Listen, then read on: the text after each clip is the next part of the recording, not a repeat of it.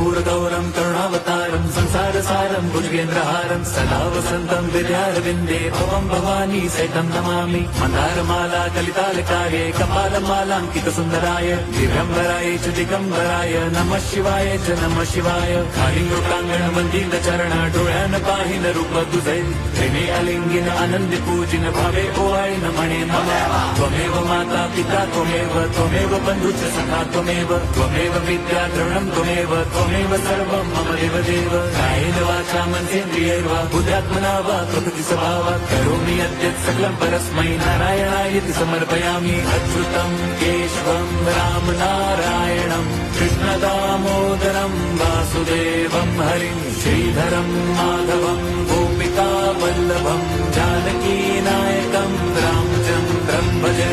Hare Ram